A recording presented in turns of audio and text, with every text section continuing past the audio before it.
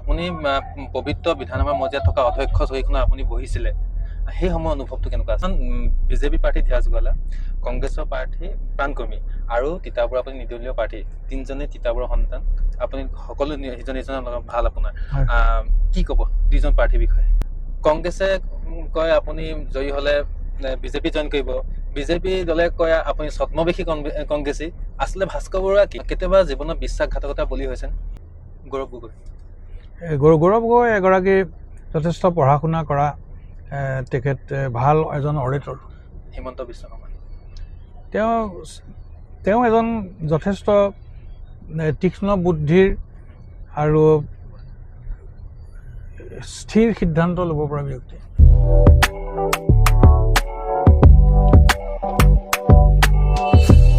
নমস্কাৰ, সকলোকে স্বাগতম জনাইছোঁ আমাৰ এই অনুষ্ঠানলৈ। আজি মোৰ লগত কোন উপস্থিত হৈ আছে আপোনালোকে নিশ্চয় গম পাইছে। আমাৰ সকলোৱে মৰমৰ, আমাৰ সকলোৱে শ্ৰদ্ধাৰ তিতাবৰৰ সন্তান ভাস্কৰজী বৰুৱা ডাঙৰীয়া আমাৰ লগত আছে। আৰু তেওঁ এইবাৰ 102 নং তিতাবৰ বিধানসভা সমষ্টিৰ পৰা নিৰ্দলীয় হিচাপে নিৰ্বাচনত অৱতীৰ্ণ হৈছে। প্ৰথমতে দাদা আপোনাক আমাৰ অনুষ্ঠানলৈ স্বাগতম জনাইছোঁ। নিৰ্বাচন পালেহি, মাজত মাত্ৰ কেইটামান ঘণ্টা বাকী আছে। ৰাইজৰ পদূলিয়ে পদূলিয়ে গৈছে, মানুহৰ ঘৰে ঘৰে গৈছে। প্ৰচাৰ অভিযান কেনেকুৱা হৈছে আপোনাৰ? আমি যিমান পাৰোঁ মেক্সিমাম সময় দিছোঁ। মই ৰাতিপুৱা 7 বজাৰ পৰা প্ৰায় ৰাতি 11টা, 11:30লৈকে মইতো সদায় বিজি হৈ থাকোঁ। গতিকে আমাৰ প্ৰচাৰ মানে কি, মইতো চব ৰাইজক মই চিনিয়ে পাওঁ, প্ৰত্যেকটো চুকে কোণে মই গৈছোঁ তিতাবৰত। গতিকে সেই মানুহখিনিকে আকৌ পুনৰবাৰ মই মাত লগাবলৈ গৈছোঁ। বৰ্তমান আমি গম পাইছোঁ যে আপুনি ৰাতিপুৱা 7টা বজাতে ওলায়, ৰাতি আপুনি 10টা, 11টা, 12টা বাজিছে। কেনেকৈ আপুনি নিজৰ স্বাস্থ্যৰ প্ৰতি যতন ৰাখিছে বা ইমান মানে ষ্টেমিনাৰটো কেনেকৈ পায় সেইটো বস্তু? নাই, মই সৰুৰে পৰা খুব পৰিশ্ৰম কৰা মানুহ, সেইকাৰণে মই কোনো ফিল নকৰোঁ। বৰ্তমান আপোনাৰ তিতাবৰীয়া ৰাইজে আপুনি কি ক'ব? তিতাবৰ ৰাইজক একো নাই, মই তিতাবৰৰ ৰাইজৰ মানে এইটোৱে কৈছোঁ যে আপোনালোকে মোক ভোটটো দিয়ক। কাৰণ প্ৰথম কথা, মোৰ তিতাবৰত কৰিব লগা কাম বহুত থাকি গ'ল। যিখিনি কাম থাকি গ'ল সেইখিনি সঁচা অৰ্থত ক'বলৈ গ'লে এজন বিধায়কে 5 বছৰত কেতিয়াও কৰিব নোৱাৰিবি, কিয় মোৰ গ্ৰাম্যাঞ্চলৰ মোৰ ৰাস্তাবোৰ বনাবলৈ থাকি গ'ল। আৰু তিতাবৰ ষ্টেডিয়ামখনৰ কাৰণে মোৰ খুব জৰুৰী কিছুমান কৰণীয় মোৰ পদক্ষেপ আছে, ষ্টেডিয়াম আৰু খেলুৱৈসকলৰ কাৰণে, যিটো মই প্ৰথম ফেজত নল'লোঁ। প্ৰথম মানে মই বিধায়ক হওঁতে মই খালি মই মানে ডাঙৰ ডাঙৰ ৰাস্তাবোৰ, মইতো গোটেই ৰাস্তাবোৰ ভঙা আছিলে। মই যেতিয়া তিতাবৰত আহিছিলোঁ, কাৰণ তৰুণ গগৈ ছাৰৰ MLA ৰ সময়ছোৱাত 16ৰ পৰা 21লৈকে এই সময়ছোৱাত তৰুণ গগৈ ছাৰৰ বিশেষ তেনেকুৱা ধৰণৰ আমাৰ বনোৱা ৰাস্তাবোৰ চব প্ৰায় ভাগি গৈছিলে। চৰকাৰৰ পৰা তেনেকৈ পুঁজি আবণ্টন হোৱা নাছিলে, ধুদ্ৰাইলটোৰ মাজতে থাকি গৈছিলে অসমমালা। সেইবোৰ চব সংযোজিত কৰি আজি গোটেই ৰাস্তাবোৰ তিতাবৰত হৈ গ'ল। এতিয়া থাকি গ'ল গ্ৰাম্য অঞ্চলৰ ৰাস্তা। গতিকে অহা 5টা কাৰ্যকালত মই গ্ৰাম্যাঞ্চলৰ ৰাস্তাবোৰ বনাব লাগিব। পানীৰ মানে এটা জলসিঞ্চনৰ, মই নদীৰ পানীৰে জলসিঞ্চন কৰা এটা ব্যৱস্থাৰ মই ইতিমধ্যে ফাইল প্ৰস্তুত হৈ আছে। ৰেলৱে অভাৰব্ৰিজ এখন হ'ব আৰু এখন হোৱা নাই, সেইখনো কৰাব লাগে। এনেকুৱা ধৰণৰ বিভিন্ন খেল জগতখনৰ কাৰণে কৰিব লগা ভালেমানখিনি কাম আছে, সেইবিলাক মই হাতত লৈ কৰিব পাৰিম। আৰু এইবাৰ কি হয়, মই জিকাৰ লগে লগে প্ৰথম বাজেট অধিৱেশনখন হৈ যোৱাৰ পাছতেই মোৰ কৰ্মকাণ্ডবিলাক মোৰ আৰম্ভ মই কৰি দিব পাৰিম। কাৰণ মই ইয়াৰ আগৰবাৰ মই প্ৰায় এবছৰ ৰ'ব লগা হৈছিলে। গোটেই কথাখিনি শিকোঁতে মেলোতে মোৰ ট্ৰেইনিং লওঁতে আইডিয়া নাছিল। এতিয়া মোৰ পটককৈ মোৰ গোটেই কথাখিনি মোৰ হৈ গ'ল। এতিয়া মই খুব স্পীডত মই আগবাঢ়িব পাৰিম। সেইটো কাৰণে মানে তিতাবৰৰ ৰাইজক মই কৈছোঁ যে আৰু কথা, মই ৰাইজৰ প্ৰক্ষেপিত প্ৰাৰ্থী। গতিকে আমাৰ এই খেলপথাৰৰ কামখিনি মোৰ থাকি গ'ল। মই খেল জগতৰ কাৰণে তিতাবৰত মই একো কৰিব নোৱাৰিলোঁ। মানে ৰাস্তাৰ লগত লাগি থাকোঁতেই মোৰ বহুত কাম মানে মোৰ পেণ্ডিং থাকি গ'ল। গতিকে সেই কামখিনি মই ভাবোঁ এই 5 বছৰ যদি মই পাওঁ ৰাইজৰ প্ৰক্ষেপিত প্ৰাৰ্থী হিচাপে, তেতিয়া মই এই কামখিনি মই কৰিব পাৰিম। 5 বছৰ বহুত কম হয় নেকি এজন বিধায়কৰ কাৰণে কাম কৰিবলৈ? 5 বছৰৰ কাৰণে ডেফিনেটলি কম হয় বিৰোধী হিচাপে। যদি আপুনি বিৰোধীৰ নহয় তেতিয়া আপুনি ফটাফট, কিন্তু কৰ্মদক্ষতা লাগিব। আপুনি কৰ্মদক্ষ যদি নহয় 5 বছৰ নালাগে, 50 বছৰ হ'লেও আপুনি কাম কৰিব নোৱাৰে। গতিকে কৰ্মদক্ষ এজন ব্যক্তিয়ে শাসকীয় দলত হ'লে 5 বছৰত বহুত কৰিব পাৰে। ময়ো এতিয়া বিৰোধী প্ৰাৰ্থী হিচাপে মই কমটি কাম তিতাবৰত মই কৰা বুলি মই ভবা নাই, এইটো মূল্যাংকন ৰাইজে কৰিব। কিন্তু এইবাৰ যদি মই পাওঁ নিৰ্দলীয় বিধায়ক হিচাপে মই খুব সফল বিধায়ক হ'ম। মই আৰু এটা কথা জানিব বিচাৰিছোঁ যে আপুনি পবিত্ৰ বিধানসভাৰ মজিয়াত থকা অধ্যক্ষ চকীখনত আপুনি বহিছিলে, সেই সময় অনুভৱটো কেনেকুৱা আছিলে? নাই, মই অধ্যক্ষ আসনত বহিম বুলি ভবা নাই। প্ৰথম মই বহিলোঁ, বহি পেলাই মোৰ ভালেই লাগিল। আৰু মই চকীখনত বহাৰ লগে লগে মোৰ মানে ইমিডিয়েটলি মই মানুহটো খুব মানে হেৰি হৈ গ'লোঁ, মই ইজ হৈ গ'লোঁ, হয়। ছিৰিয়াছলি লোৱা নাই। হয়। আৰু নোমল মমিন ডাঙৰীয়াই মোক গোটেই কথাখিনি দেখুৱাই দিছিলে যিটো এনেকৈ কৰিব লাগে। আৰু মই ভাবোঁ যিকণ সময় মই পালোঁ, মই সেই সময়খিনি মই খুব ভালকৈ মই এনজয় কৰিলোঁ, উপভোগ কৰিলোঁ। আৰু মই সেইটো সময়তে আমাৰ ৰূপজ্যোতি কুৰ্মীকো মই তেখেতে ভাষণ দি আছিলে, ৰূপজ্যোতি কুৰ্মীৰ ভাষণটো মই সেইখিনি কণ্ট্ৰল কৰিছোঁ। গতিকে মোৰ ঠিকেই গ'ল সেইখিনি। সদায় জীৱনৰ কাৰণে মনত থাকি যাব। সেইটো জীৱনৰ কাৰণে মনত থাকিব। হয়। মই এতিয়া জানিব বিচাৰিছোঁ যে বৰ্তমান বিজেপি প্ৰাৰ্থী ধ্যাজ গোৱালা, কংগ্ৰেছৰ প্ৰাৰ্থী প্ৰাণকৰ্মী আৰু তিতাবৰ আপুনি নিৰ্দলীয় প্ৰাৰ্থী, তিনিজনে তিতাবৰৰ সন্তান। আপুনি সকলো ইজন ইজনৰ লগত ভাল আপোনাৰ। কি ক'ব দুইজন প্ৰাৰ্থীৰ বিষয়ে? নাই, প্ৰাৰ্থীৰ বিষয়ে মই ক'ব লগা একো নাই। দুয়োজনেই মোৰ ভাই বন্ধু। গতিকে জীৱনৰ তেওঁলোকৰ বিভিন্ন সময়ত মই তেওঁলোকক মই পাইছোঁ। তেওঁলোকৰ বিপদৰ সময়ত মই যি পাৰোঁ মই তেওঁলোকক মই ধৰিছোঁ। গতিকে তেওঁলোকে নিজৰ কপাল লৈ আহিছে, তেওঁলোকে নিজৰ কপালত তেওঁলোকৰ যি ফলাফল আছে, ফলদাতা বিফুৰ হাতত। গতিকে সেইটো মই তেওঁলোকৰ ইষ্ট দেৱতাৰ ওপৰত এৰি দিছোঁ। মই তিতাবৰ আপোনাৰ কেইটামান জ্বলন্ত সমস্যাৰ কথা কওঁ। এতিয়া খোৱাপানীৰ সমস্যা, হাতী মানুহৰ সংঘাত, বান্দৰৰ সমস্যা, তিতাবৰ নগৰত যান জঁটৰ সমস্যা, পাৰ্কিঙৰ সমস্যা, এনেকুৱা বিভিন্ন সমস্যা ভাৰাক্ৰান্ত তিতাবৰ। অনাগত দিনত এই সমস্যাসমূহ সমাধান কৰাৰ ক্ষেত্ৰত আপুনি কেনেধৰণে পদক্ষেপ গ্ৰহণ কৰিব? মানে মূলতঃ কথা এইটো জল জীৱন মিছনৰ যিটো পানীৰ যিটো সমস্যা, সেই সমস্যাটো সমাধান হ'ব। কাৰণ মই ভাবিছোঁ মই এইবাৰ জিকাৰ লগে লগে মই প্ৰাইম মিনিষ্টাৰ ওচৰলৈ মই যাম আৰু চেষ্টা কৰিম তেখেতৰ পৰা এটা এপইণ্টমেণ্ট লৈ পৰৱৰ্তী সময়ত আমাৰ যি কেন্দ্ৰীয় যি মন্ত্ৰী আছে এইটো বিভাগৰ, তেওঁলোকৰ লগত কথা বতৰা পাতি এই সমস্যাটো মই শেষ কৰিবলৈ চেষ্টা কৰিম। আৰু দ্বিতীয়তে যিটো আমাৰ যিটো হাতী মানুহৰ সংঘাত, সেইটো মই ইতিমধ্যে মই বহুতবাৰ উল্লেখ কৰিছোঁ যে সেইটো লৈ পেলাই আমি ঊৰ্ধ্বতম কৰ্তৃপক্ষৰ লগত কথা পাতি আমাৰ গিবনৰ পৰা আমাৰ এইফালে হাতীবোৰ পাৰ হৈ আহিব নোৱাৰাকৈ মৰিয়নিৰ বালিমহলটো খুলিলে মই একদম নিশ্চিত যে হাতী মানুহৰ সংঘাতটো আমাৰ এইফালে হাতী পাৰ নহয়। কাৰণ হাতী মানুহৰ যিটো সংঘাত আৰম্ভ হৈছে সেইটো 2014 চনৰ পৰা পাছত আৰম্ভ হৈছে, মানে 15 চন মানৰ পৰা এইটো আৰম্ভ হৈছে। গতিকে সেইটোৰ মূলতঃ কাৰণ হৈছে আমাৰ মৰিয়নিৰ বালিমহলটো বন্ধ কৰি দিয়াৰ কাৰণে হাতীবিলাকৰ নদীখনত কোনো এক্টিভিটিছ নথকাৰ কাৰণে হাতী সেইফালে পাৰ হৈ গুচি আহিলে। আৰু এতিয়া যদি আকৌ আমি সেই মহলটো ষ্টাৰ্ট কৰি দিওঁ, হাতীখিনি খেদি ল'ব লাগিব। আৰু হাতীখিনি সিফালে গিবনৰ ফালে এখন প্ৰকাণ্ড আমাৰ খালী জেগা আছে, তাত আমি হাতীৰ মানে খোৱাৰ এখন আমি উদ্যান খুলিব লাগিব, য'ত আমি হাতীয়ে খাবৰ কাৰণে আমি কলগছ ৰুলোঁ, আমি ধান খেতিও কৰিলোঁ, ঔটেঙা, কঁঠাল, বিভিন্ন ধৰণৰ পাত যিবিলাক হাতীয়ে খায় তেনেকুৱা ধৰণৰ গছ ৰোপণ কৰি এখন আমি মিনি খাদ্য উদ্যান যদি আমি কৰোঁ, তেতিয়া ডেফিনেটলি আমাৰ হাতীৰ সমস্যা আমাৰ সমাধান কৰিব পৰা হ'ব।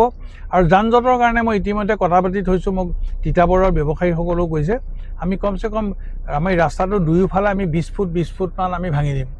20 ফুট ভাঙি সেই ৰাস্তাটো আমি উলিয়াই দিলে পাছফালে আমাৰ যান জঁট নহয়।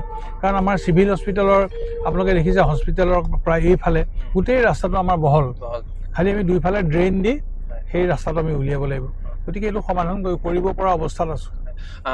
মই আপোনাৰ আৰু পাৰ্কিঙৰ কথাটো হৈছে কি, আমি যোৰহাটত তিতাবৰত এখন মাল্টি ষ্টৰীত আমি বজাৰত মানে আমি হেৰি কৰাৰ কথা আছিলে, বজাৰ কৰাৰ কথা আছিলে, কিন্তু মিউনিচিপালিটি এইটো কাম কৰিব পৰা নাই। হয়তো ভৱিষ্যতে কৰিলেও মই নাজানো, কিন্তু এইবাৰ মই দৃঢ় পদক্ষেপ লৈ এই কামটো মই শেষ কৰিম।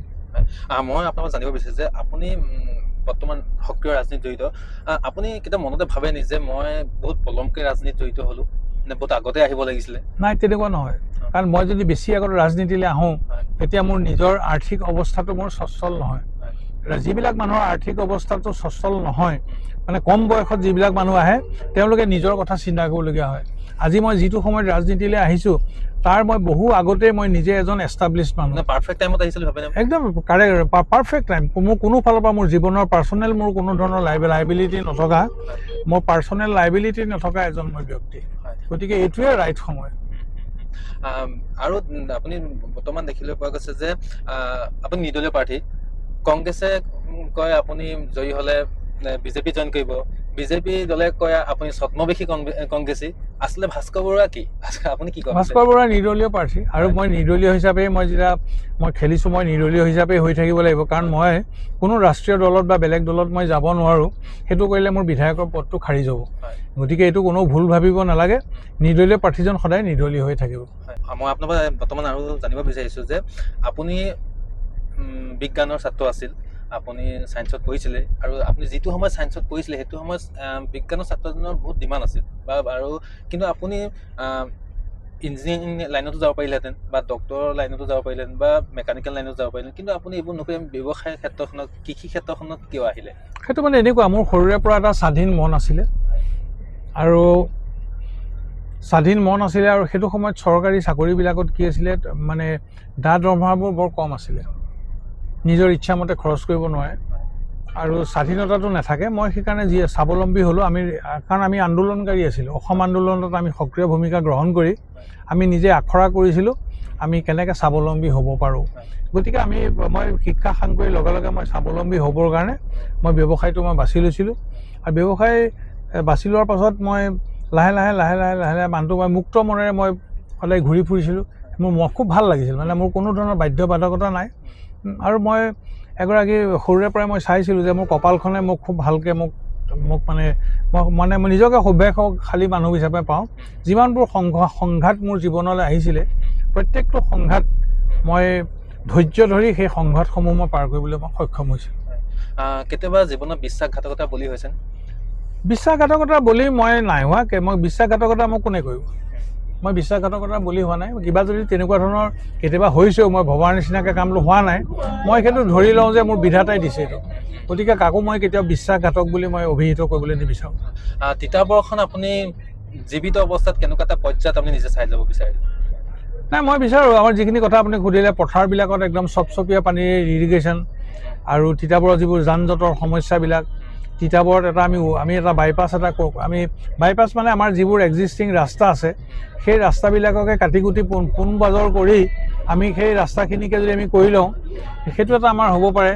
আৰু অভাৰব্ৰিজ দুখনৰ কথা কৈছোঁৱে, আৰু এখন প্লেন তিতাবৰ হ'বৰ কাৰণে মই অহাবাৰ মিউনিচিপালিটি ইলেকশ্যনত মই মানুহখিনিক ক'ম যে আমি এখন প্লেন তিতাবৰ বনাবলৈ হ'লে আমি কিছুমান নক্সা বনাই ভৱিষ্যতে আজি 50 বছৰৰ পাছত বা 100 বছৰৰ পাছত তিতাবৰখন ক'লৈকে সম্প্ৰসাৰণ হ'ব, সেই সম্প্ৰসাৰিত হ'ব লগা গোটেই এৰিয়াবিলাক আমি ছাৰ্ভে কৰি যিবোৰ ব্ৰিটিছবিলাকে কৰে মডাৰ্ণ যুগত যিবোৰ থিংকিং, তেনেকুৱা ধৰণৰ থিংকিং কৰি আমি এটা সুদূৰ প্ৰসাৰী আমি কিছুমান কাম তিতাবৰৰ পাৰ্শ্বৱৰ্তী অঞ্চলবিলাকত আমি কিছুমান ৰেষ্ট্ৰিকশ্যন আনিব লাগিব, যাতে মানুহে জধাই মধাই ঘৰ বনাব নোৱাৰে, জধাই মধাই কিবা এটা কৰিব নোৱাৰে, নীতি নিয়মৰ মাজত, যাতে ভৱিষ্যতৰ কাৰণে এখন প্লেন চিটি, তিতাবৰ এখন প্লেন চিটি এখন আমি এতিয়াই পৰিকল্পনা কৰিব লাগিব। যোৰহাটৰ পৰা 4টা পঞ্চায়ত, মৰিনীৰ পৰা 3টা পঞ্চায়ত, আমি 7টা পঞ্চায়ত তিতাবৰ সমষ্টিৰ যুগত তিতাবৰ সমষ্টি যোৰহাট জিলাৰ ভিতৰত এটা ডাঙৰ সমষ্টিলৈ পৰিণত হ'ল আৰু আটাইতকৈ বেছি ভোটাৰ থকা এটা সমষ্টি। নতুন যিবোৰ অঞ্চল আহিলে সেই অঞ্চলবোৰত আপুনি কেনেকৈ ধৰণে সোমাব পাৰিছে, কেনেকৈ সোমাইছে, ৰাইজে আপুনি মৰম কেনেকৈ বুটলিবলৈ সক্ষম হৈছে? মোক বহুতে এই নতুন সমষ্টিবিলাকত মই গৈছোঁ, বহুত জেগাত মই যাবও পৰা নাই, কিন্তু মোৰ এজন সমাজসেৱী মানুহ হিচাপে আৰু মই সেই জেগাবিলাকত যেতিয়া মই যাওঁ গ'লে মোৰ সুসম্পৰ্ক হৈছে। আৰু এটা সময়ত আমাৰ যিবোৰ বাগান আজি মানে আমাৰ ডাঙৰ ডাঙৰ বাগানবিলাক আছে, চৰকাৰী বাগানবোৰ আছে, এই বাগানবোৰ এটা সময়ত মই চলাইছিলোঁ। সেইকাৰণে সেই মানুহবোৰৰ লগত এটা মোৰ ভাল সম্পৰ্ক আছে, গাঁওবাসীৰ লগতো এটা মোৰ ভাল সম্বন্ধ আছে। গতিকে মই নতুনকৈ সোমোৱা এৰিয়া হিচাপে মই কোনো সমস্যা পোৱা নাই তাত। মই আপোনাক এতিয়া কেইজনমান ৰাজনীতিবিদৰ নাম ক'ম আৰু তেওঁলোকক আপুনি এটা লাইনত এটা শাৰীত আপুনি উত্তৰ দিব লাগে যে সৰ্বানন্দ সোণোৱাল। এজন অমায়িক ভাল ব্যক্তি। অখিল গগৈ। উগ্ৰ জাতীয়তাবাদ থকা এজন ব্যক্তি। লুৰিণজ্যোতি গগৈ। তেওঁ এজন জাতীয়তাবাদী অমায়িক ব্যক্তি। গৌৰৱ গগৈ।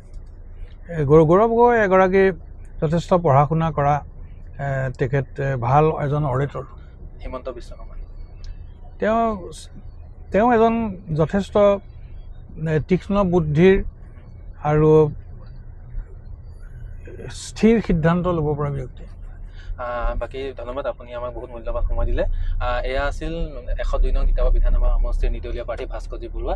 তেওঁৰ লগত আমি বহু কথা পাতিলোঁ, তেওঁৰ আহি থকা ইলেকশ্যনৰ কথা পাতিলোঁ আমি, আৰু অনাগত দিনবোৰ তেওঁ সুখৰ হওক, তেওঁ ভালে থাকক, তেওঁৰ স্বাস্থ্য ভালে থাকক, তাই কামনা কৰিলোঁ। আৰু যদি ভিডিঅ'টো চাই ভাল পালে, লাইক আৰু শ্বেয়াৰ কৰিবলৈ নাপাহৰিব। ধন্যবাদ।